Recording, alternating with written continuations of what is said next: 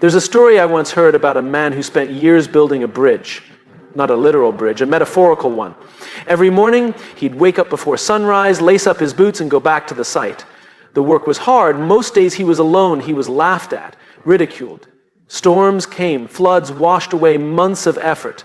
But every morning, he came back and laid one more stone. And when asked why he kept going, his answer was simple: because there's someone on the other side who needs to cross. That is the power of purpose. When we talk about developing an unbreakable positive mental attitude, most people start by thinking it's about staying cheerful, looking on the bright side, or repeating affirmations, but those are the outcomes, not the foundation. If we want to talk about building something unshakable, something that holds strong under pressure, we have to start deeper. We have to begin with the question, why? Why do you get out of bed in the morning? Why do you choose to keep moving forward even when it's hard? Why does it matter that you don't give up? Most people don't know.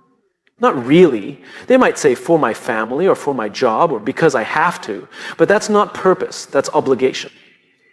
An obligation might keep you going for a while, but it won't make you resilient. Purpose does. Purpose is the reason you want to show up, not the reason you have to. And it's that want to, that deep inner drive that gives rise to a mental attitude no setback can defeat. People with unbreakable positivity don't see life through rose-colored glasses. They see it fully, the pain, the uncertainty, the disappointment, and still choose hope. Still choose progress. Still choose to believe there's something worth fighting for. But they don't make that choice because it's easy. They make it because they know their why. Think about a time when you were completely lost, mentally, emotionally, maybe even spiritually. And now think about what helped you find your way back. I promise you, it wasn't a quote on the internet. It wasn't some surface level motivational video. It was something or someone that reminded you of your reason. Something that reconnected you to meaning. That's the core of positive attitude, meaning. We confuse positive thinking with denial, but positivity isn't denying reality, it's choosing how to respond to it. And our ability to choose to respond, not react, comes from a sense of direction. That direction is purpose. And there's a reason that in the most grueling military training in the world, like Navy SEAL Bud/S, they don't just test physical strength, they test the why. Because once your body is done, it's your mind that has to carry you. And the mind can't carry you far without a reason. The recruits who quit didn't suddenly become weak, they lost their why. The ones who stay, who push past what looks humanly possible, they've anchored their pain to purpose. A purpose-driven mind reframes struggle.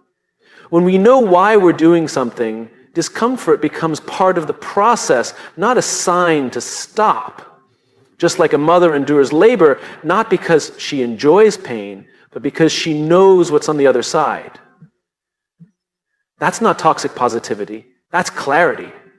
That's power. I remember talking to a teacher in an inner city school who was chronically underfunded, overwhelmed, and constantly dealing with systems that seemed designed to fail, and yet she smiled every morning. She found joy in the smallest breakthroughs. When I asked her how she stayed so positive, she said, "Because I teach him," and pointed to a boy in the back who just weeks earlier had been labeled unreachable. She had found her why in a sea of reasons to give up. That's what keeps people going. That's what makes a mental attitude bulletproof. If you want to develop a truly unbreakable, positive mental attitude, you have to stop chasing motivation and start chasing meaning. Motivation is unreliable. It comes and goes with the weather. But meaning roots you. It reminds you who you are and what you're fighting for. The good news is that purpose isn't something you're born with or without. It's something you uncover. And the way to uncover it is to ask better questions. Not what do I want to achieve, but what problem am I willing to struggle for? Not what makes me happy, but what makes me come alive even when it's hard. Because the truth is, what makes us come alive rarely comes easy. And the things worth having rarely come without resistance. Your purpose might not be grand or glamorous. It might not be what society puts on a billboard. It might be as quiet as showing up for your little brother. As humble as helping someone learn to read. As steady as building a business that puts people first. But whatever it is, once you know it, you'll have something no challenge can take from you. Direction. When life hits, and it will, the people who bend and break are the ones who are walking without direction. But the ones who rise, the ones who find light in the middle of chaos, are the ones who remember their reason. They may get knocked down, but they don't stay down, because they're not just standing for themselves, they're standing for something. We all want to feel positive, hopeful, strong, but positivity isn't a feeling, it's a choice born out of clarity. And clarity begins with why. So if you want to develop a mental attitude that doesn't crumble in the face of uncertainty, that doesn't shatter when plans fall apart, don't start by trying to think happy thoughts. Start by asking yourself why it matters that you keep going. Who are you doing this for? What future are you helping build? What cause are you tied to? Because once you know that, truly know it, you won't have to force a positive mindset. You'll become it. There's a fundamental misunderstanding about failure that quietly undermines our ability to grow. We've been taught, consciously or not, that failure is something to be avoided, something shameful, a mark of weakness. But what if that's the wrong lens entirely? What if failure isn't the opposite of success, but the raw material it's made from? I met an entrepreneur once who had started 4 companies and watched 3 of them collapse. One failed in its first year.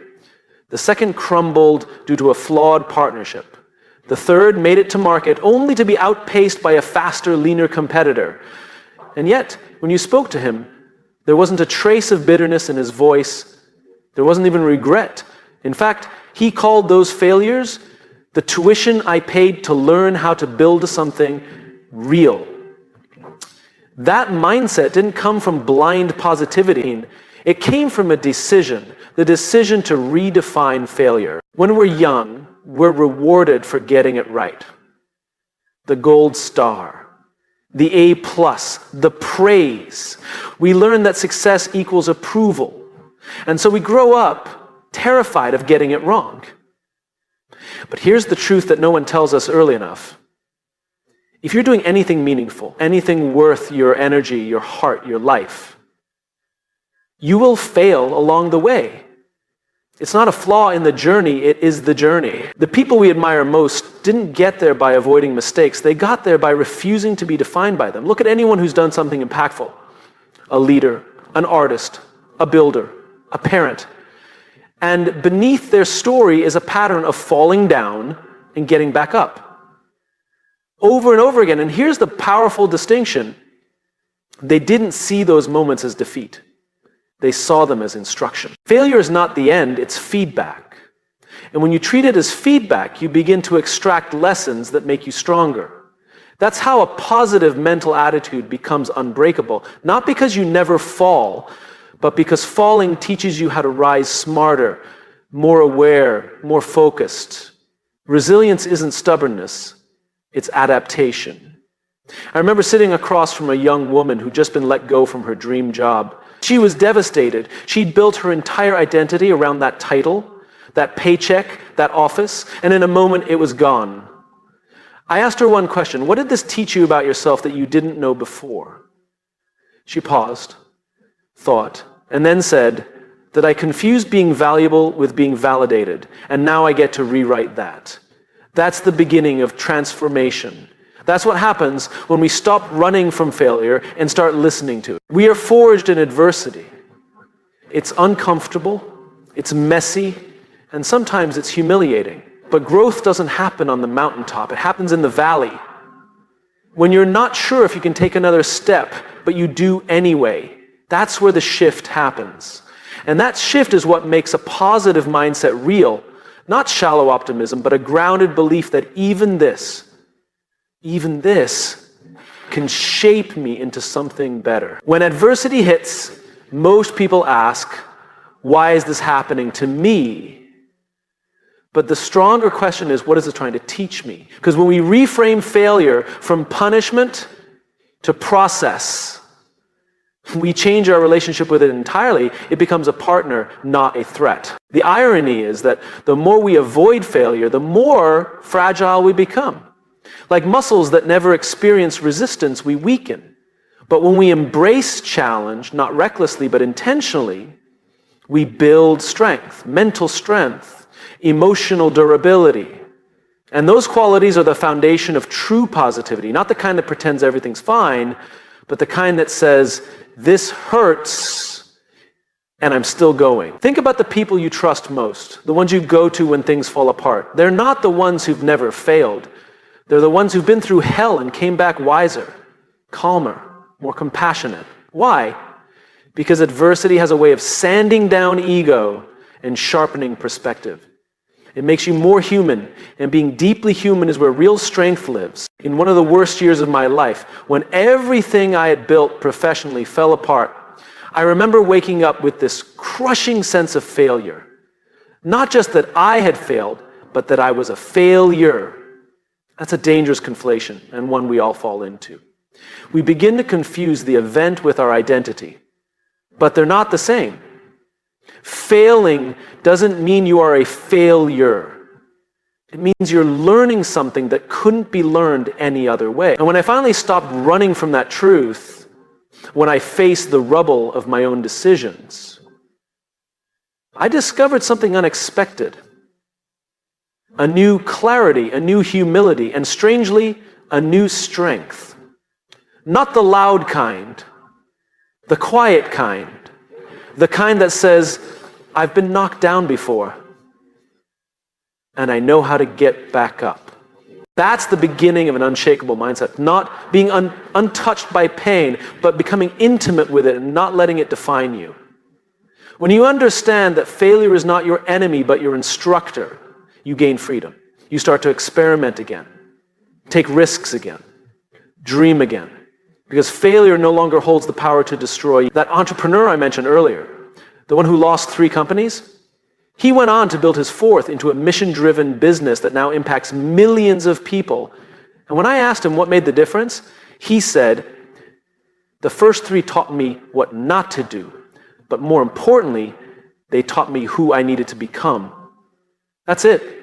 That's the shift. Every stumble holds a mirror. It shows you where your blind spots are, where your insecurities lie, but it also shows you what you're made of.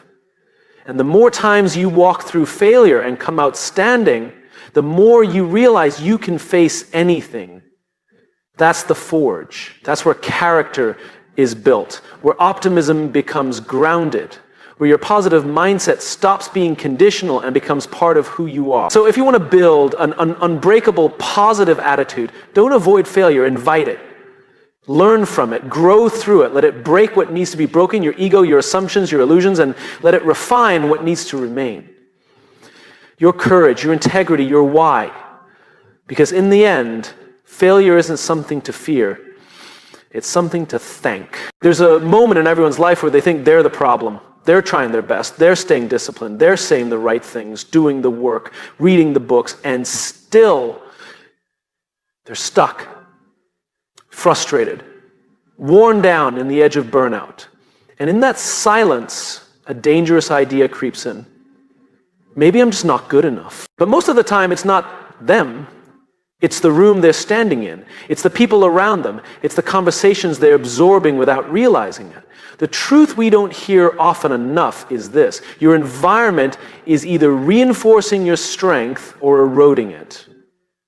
Your mindset is not just an internal project. It is built, challenged, and shaped by who you surround yourself with. If you want to build a positive mental attitude that holds up under pressure, you have to be radically intentional about your inner circle. There was a young man I mentored years ago, brilliant, talented, creative. He had a fire in him, that hunger to do something meaningful. But every time we met, he looked more exhausted. I'd ask him how his week had been, and he'd sigh. Not because of the work, but because of the people around him. Friends who mocked his ambition, colleagues who tore others down just to feel powerful, a family that encouraged safety over passion. And one day I asked him a simple question. How do you expect to stay lit if everyone around you is pouring water on your fire? That was the moment he realized something profound. Positivity is not sustainable in isolation. It needs reinforcement. And so does resilience. We talk so much about self-discipline, grit, mental toughness, and yes, those matter. But even the most self-driven person eventually breaks down if they're constantly surrounded by negativity, not because they're weak, but because no one is immune to the weight of toxic influence over time. That's how strong minds erode, not in one blow, but in daily exposure to voices that plant doubt, mock growth, and drain energy. There's a powerful study where researchers observed how the behavior of a single negative person in a group could bring down the performance of an entire team, not because that person was louder or smarter, but because negativity spreads faster than hope. It's contagious, but so is strength, so is encouragement, so is belief, and that's the invitation. Build a circle that reflects who you want to become, not who you're afraid to leave behind. People often think loyalty means staying in every relationship you started with, but real loyalty is to your growth, to your values, to your purpose. The truth is, not everyone can go with you. And that's hard, especially when it's people you've known for years. But if someone is constantly undermining your progress, with sarcasm, with doubt, with silence when you need support, you have to ask yourself, is this connection helping me become more of who I am or less? You don't need 100 people in your corner. You need a few real ones. The ones who challenge you when you're making excuses, who remind you what you're capable of when you forget, who see the person you're becoming and speak to that version of you, even when you're not there yet. One of the most powerful moments in any person's growth journey is when they realize that energy is more important than approval, that you don't need everyone to agree with you, like you, or even understand you, but you do need people who energize you. Because energy builds momentum, and momentum builds belief. I worked with a CEO once who was struggling to lead with vision. Every strategy session felt flat. Every bold idea was met with resistance. His executive team, though brilliant, had become a culture of caution. We can't do that. That's not how it's done. It's too risky. And I asked him, what would happen if you changed the room, not just the plan? So he did. He brought in new energy, new minds, people who weren't afraid to ask what if. Within a year, that company had not only grown, but had rekindled something more valuable than profit, purpose. Sometimes the breakthrough isn't a new tactic, it's a new table. Look around your life. Who do you spend the most time with? What are those conversations doing to your mindset? Are you being pulled forward or held in place? Are your ideas being nurtured or mocked? Are your values being affirmed or slowly compromised? You can't build an unbreakable positive attitude while staying surrounded by people committed to seeing the worst. It's like trying to stay dry in a downpour while standing still. You either move or you get soaked. This doesn't mean cutting people off harshly or turning cold. It means recalibrating proximity. You can still love people from a distance, still care about them, but your mental environment is sacred. If you want to lead, if you want to grow, if you want to remain strong in the storms of life, then you need voices around you that protect your fire, not extinguish it. Find people who remind you of your why, who speak life when you doubt yourself, who celebrate your wins and hold you up in your losses, who don't just agree with you but challenge you in a way that sharpens, not shames. Those are the people who help build something unshakable inside you. Because it's not just what they say, it's who they are. Their presence reminds you of who you are. We become like the people we spend the most time with, not immediately, but inevitably. That's not a cliche, that's neuroscience. Mirror neurons, emotional resonance, culture. And if that's true, then the single greatest investment you can make in your mindset isn't just what you read or what you say to yourself, it's who you allow into your daily orbit. You want to develop a mental attitude that doesn't bend under pressure. Build it on purpose. Reinforce it with people, because a strong mind in a toxic space will always lose to time. But a mind that is surrounded, supported, and seen, that's the kind of strength that lasts. There's a voice that speaks to each of us every single day. It starts the moment we wake up. Sometimes it whispers, other times it shouts, but it's always there in the background of our thoughts, shaping how we see the world and how we see ourselves. That voice is the story we tell ourselves.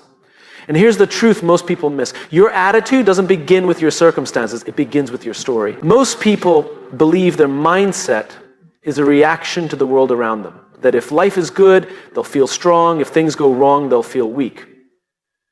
But that's not how it works. Our thoughts, our focus, our outlook, all of it starts with the meaning we assign to what's happening. Two people can go through the exact same situation and walk out of it with completely different mindsets. Why? Because they told themselves two different stories. I remember sitting down with a leader who had just experienced a massive professional setback. A product launch had failed, a partnership dissolved, the company's stock took a hit. Everyone was expecting him to spiral. But he was calm, clear, focused. I asked him, how are you not shaken by all this? He smiled and said, because I'm not telling myself this means I'm doomed. I'm telling myself it means something's breaking, so something better can be built. He wasn't in denial. He wasn't ignoring the facts. He had simply chosen the lens through which he viewed the facts. And that choice changed everything. Because when you control the narrative, you reclaim the power to respond instead of react. We've all experienced moments when life catches us off guard. A relationship ends, a door closes, a plan fails. And immediately the voice starts, I'm not enough, I always mess up. This is just like before. These stories aren't always logical, but they're deeply emotional. And if we're not careful, we start to live as if they're true. But they're not. They're just stories. And stories can be rewritten.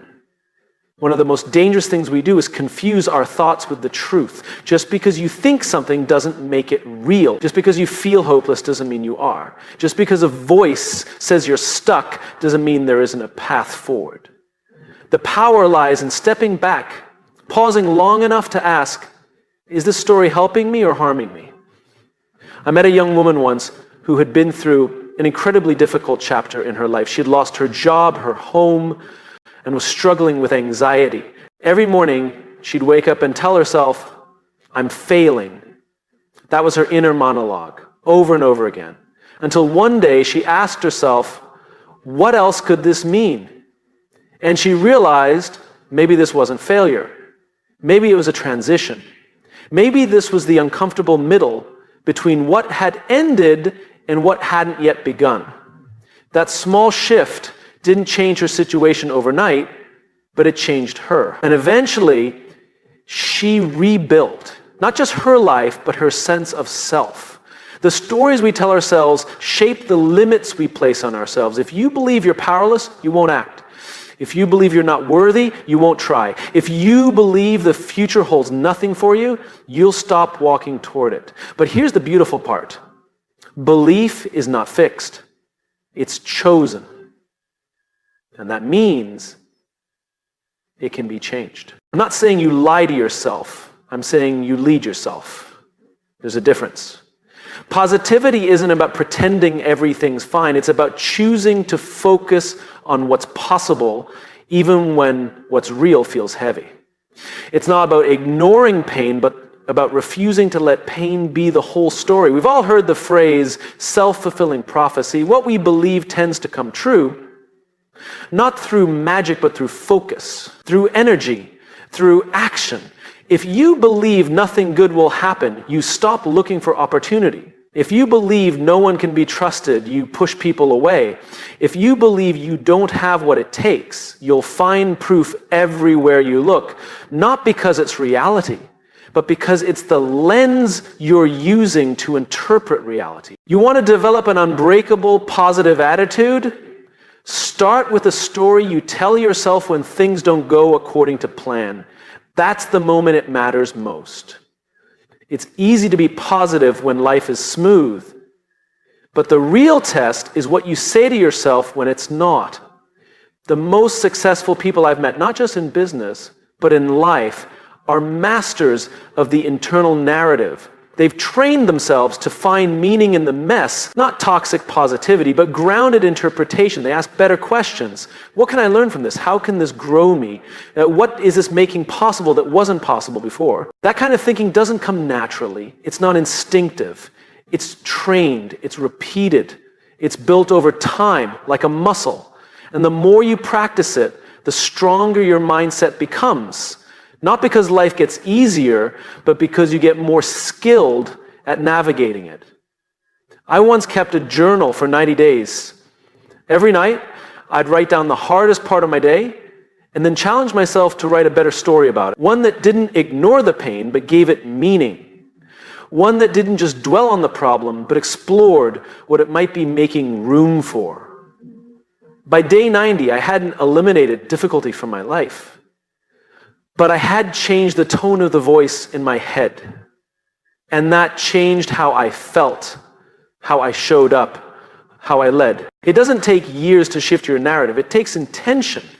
It takes attention. Every time you catch yourself spiraling into an old story, pause. Ask, what am I telling myself right now? And then ask, is there a better way to see this that still honors the truth but fuels growth instead of fear? This isn't about motivational slogans. This is about psychological ownership. Because when you own the story, you own your strength. And when you own your strength, you step into a mindset that isn't reactive. It's resilient. That's how a positive attitude becomes unbreakable. Not because you're untouched by hardship, but because you refuse to be defined by it. Because no matter what happens to you, the story you tell about it remains in your hands.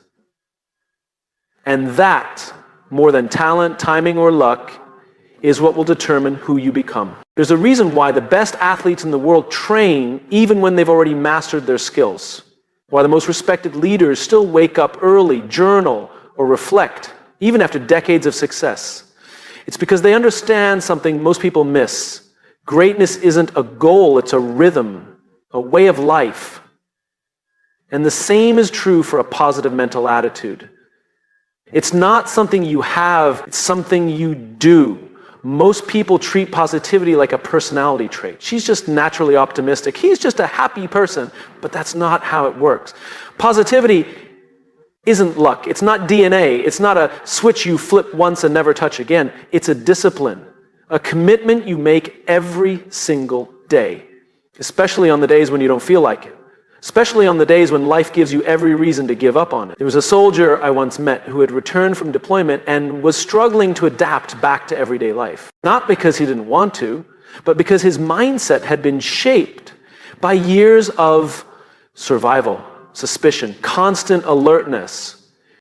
He'd learned to scan for threats. He told me, even when nothing's wrong, I feel like something's about to go wrong. And what struck me was what he said next. So I started training my brain the same way I train my body. I sit down every morning and write down 3 things that are going right.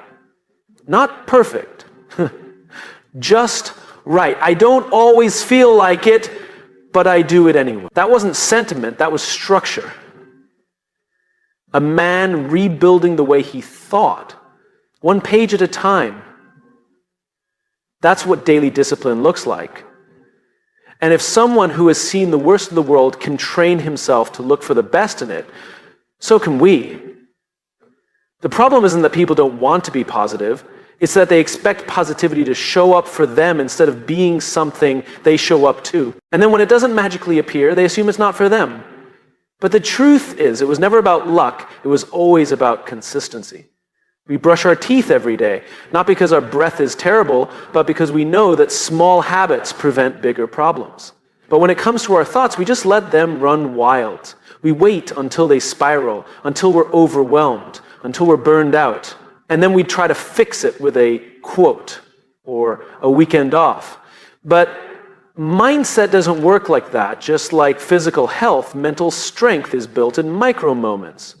In the quiet decisions you make when no one's watching, in how you start your morning, how you speak to yourself after a setback, whether you give your energy to doubt or direction. I knew an entrepreneur who had built an incredible business. From the outside, he looked unstoppable, but privately, he struggled with crippling anxiety. And when I asked him how he handled it, he didn't talk about therapy or medication or some grand breakthrough. He said, every day I run. Not because I love running, but because it's the 1 hour a day where I remember that I can keep going even when it hurts. It's my proof. That stuck with me because he wasn't chasing motivation, he was training momentum. That's the difference. Too often we wait to feel good before we act, but if you only take action when you feel strong, you won't take action very often. Discipline means you choose to act regardless of the feeling, and that's what creates the feeling in the first place. You don't wait for positivity to strike, you generate it. And you do it by building rituals, habits, rhythms, simple practices that center you, ground you, and pull you back into alignment when life tries to shake you. They can look like 5 minutes of silence before the day starts, a short walk after a hard meeting, a text to someone who lifts your spirit, a gratitude note you write to yourself before bed. These aren't dramatic gestures. They're small, deliberate decisions that create mental resilience over time. Like compound interest, invisible in the short term, undeniable in the long term. The mistake many people make is thinking that if a practice doesn't feel powerful immediately, it must not be working. But that's like planting a seed and digging it up every day to check if it's grown. Real change is quiet. It happens in layers. It happens in repetition. And the people who develop a truly unbreakable mindset are the ones who trust the process long before the results show up. There's a story about a sculptor who was asked how he created such a beautiful statue out of a rough, solid block. He said, "I just chipped away everything that wasn't the statue." That's what daily discipline does to your mind. It chips away the fear, the doubt, the distraction, the noise, until what's left is something solid, grounded, steady. And no, this doesn't mean you won't have bad days. This doesn't mean you'll always be smiling or that everything will feel light. It means that even on the hard days, you have structure, a path, something to come back to when the wind picks up. Because positivity isn't about pretending the storm isn't real. It's about knowing you've built something strong enough to stand inside it. And here's the thing. The world needs people like that. People who don't just react to culture, but create it. People who walk into rooms and lift the atmosphere, not because they're pretending, but because they've trained for it. They've done the work. They've practiced the discipline of strength, optimism, and presence, even when it was inconvenient. So the question isn't, how do I stay positive when life is hard? The question is, what am I doing daily to make sure my mind is strong before the hard days even come? You won't always control the external chaos, but you can design your internal climate. And that starts with what you repeat, not just what you read. What you rehearse, not just what you react to. In the end, positivity is not a finish line. It's a way of traveling. And the way you travel, your posture, your perspective, your pace, is determined not by what you hope for once, but by what you commit to daily. That's the kind of mindset that can't be shaken.